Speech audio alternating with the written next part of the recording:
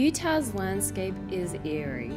Everywhere you look, there are weird formations shaped by the wind and rain.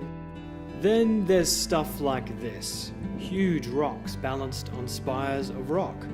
This is the first attraction we saw in Utah's Arches National Park, and it blew our minds. How does it stay up there? It was surrounded by similar formations, all of them mysterious and begging to be looked at. On our last day in the park, we got up super early to see the sunrise and drove our trusty van Hannah to a high spot. The clouds got in the way, but the view was still spectacular.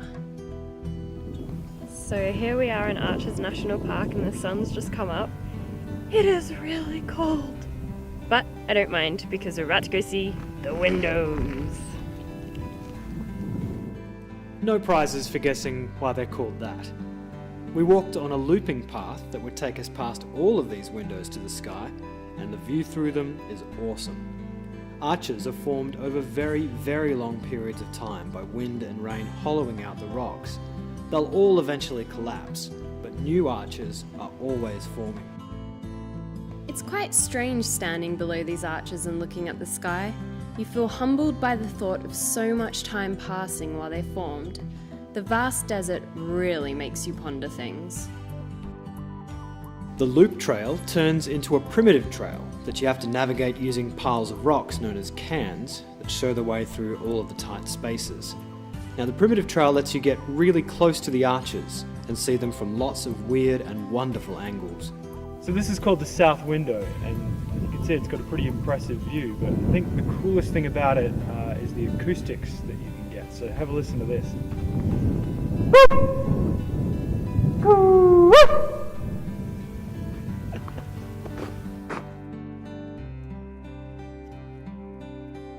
The sun rose higher and we kept going to a double window formation. There were lots of people climbing up into the windows, but we decided to keep to the path. There are a few tricky spots. The rocks can be a bit slippery, but as long as you take it easy, you'll be right. One last window.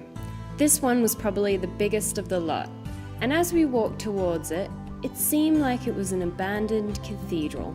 The formations and arches are humbling and eerie and interesting and unforgettable.